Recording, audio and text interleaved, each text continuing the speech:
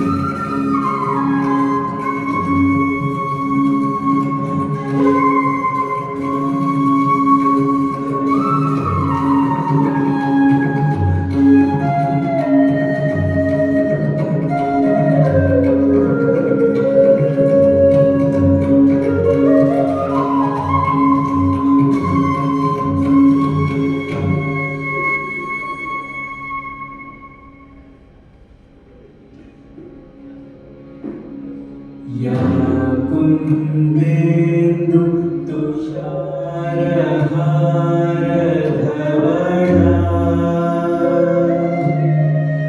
या शुभ्रवस्त्रावृता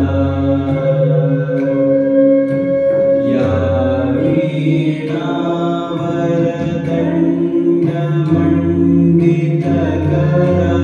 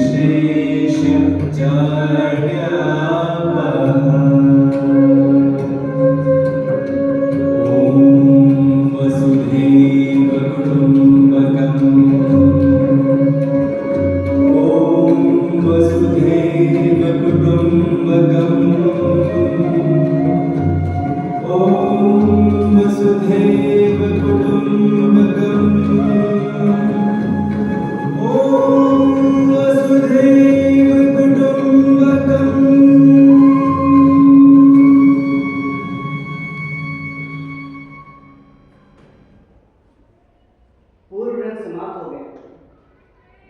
अब जो कुछ सीखा है इसका अभ्यास करो। यह नवीन प्रयोग है, इसमें तनिक भी चूक नहीं होनी चाहिए।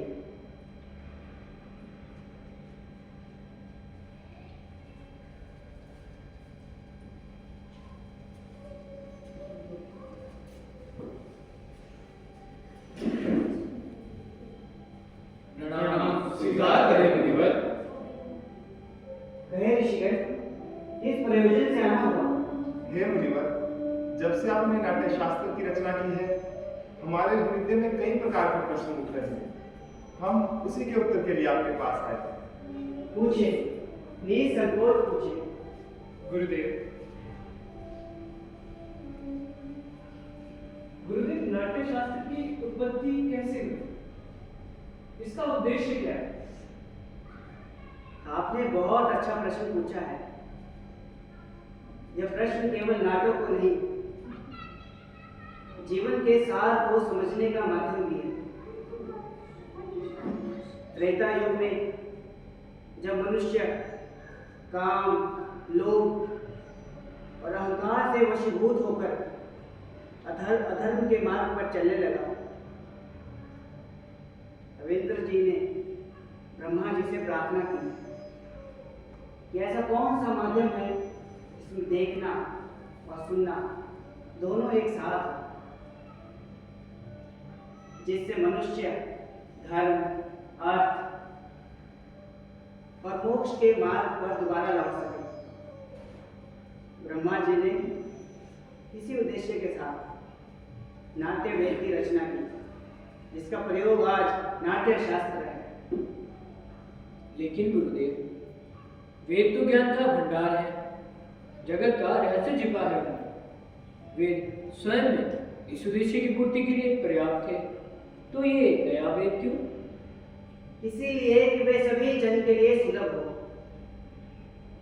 सामान्य जन नाटक के माध्यम से शिक्षा के मार्ग पर, धर्म के मार्ग पर चल पड़े।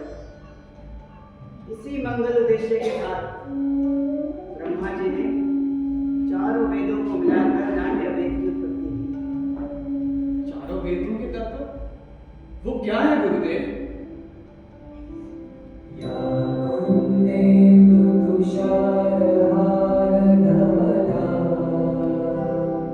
ये जो पाठ सुन रहे हैं, ये ब्रह्मा जी ने ऋग्वेद से लिया है। ये मधुर संगीत सामवेद से, यजुर्वेद से अभिनय और अथर्ववेद से रस लिया है। इन्हीं वेदों के अंगों को मिलाकर नाट्य शास्त्र की रचना की है। गुरुदेव, तो क्या नाटक केवल देवताओं के लिए बनाया गया है? नहीं, यही संशय दानवों ने ब्रह्मा जी से भी पूछा। तब ब्रह्मा जी ने उत्तर दिया कि नाट्य शास्त्र तो सबके लिए है। ये दानवों, ये देवताओं, ये मनुष्य के सभी शुभ अशुभ कर्मों को दिखलाने वाला है। इस शास्त्र में त्रिलोकों का अनुकीर्तन है। इसमें दुख से, थकावट से तथा शोक में पीड़ित लोगों को विश्राम देने वाला है। इसमें तो समस्त रस, समस्त भाव, समस्त कार्य, समस्त शिल्पों का सन्निवेश है। नाटक में तो समस्त कार्यों और ज्ञान को देखा जा सकता है। अद्भुत, समस्त संसार का समावेश, लौकिक और अलौकिक भी, बहुधर्मी, समस्त प्राणियों के भावों की प्रतिनिधि कला। अद्भुत गुरुदेव, अद्भुत। ऋषिगण, तभी तो नाट्य कला सभी कलाओं का उद्गम है, या कह सकते हैं सभी कलाओं का संगम। गुरुदेव, नाट्य कला तो अद्भुत कला है, उतना ही आवश्यक जितना जीवन के लिए सांस लेना। फिर ये समाज इसे गंभीरता से क्यों नहीं लेता? क्यों इसे अनावश्यक, अनपेक्षित समझता है? हम तो कलाकार हैं, नीति नियंता नहीं। कला कर्म करना हमारा धर्म है। हमारे विषय में, हमारे कला के विषय में नीति नेताओं को विचार करना होगा। प्रयोग के साधन वो अवसर उपलब्ध करवाने होंगे। ये केवल नाटक नहीं, नाटक केवल कला नहीं, ये तो समाज का दर्पण है, जिसमें मानव को सत्य के मार्ग में ले जाने का साधन है। रंगमंच जाति, धर्म तथा भौगोलिक सीमाओं से परे जाकर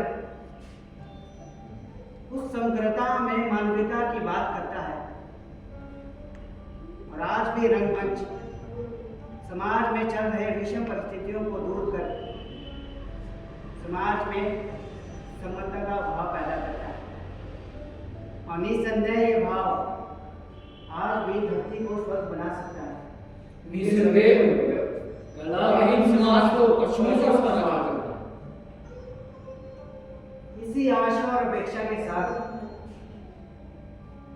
कि समाज कला और कलाकारों को वो स्थान दे जिसके वे अधिकारी हैं। मैंने नाट्य शास्त्र को पंचम वेद कहकर पुकारा है। पंचम वेद समस्त वेदों का ज्ञान। ऋषिगण, मेरे रणकर्मी पुत्र आपके स्वागत के लिए अपनी प्रस्तुति तैयार कर आपकी प्रतीक्षा कर रहे हैं। चलिए चलकर नाटक का आनंद लीजिए। आइए।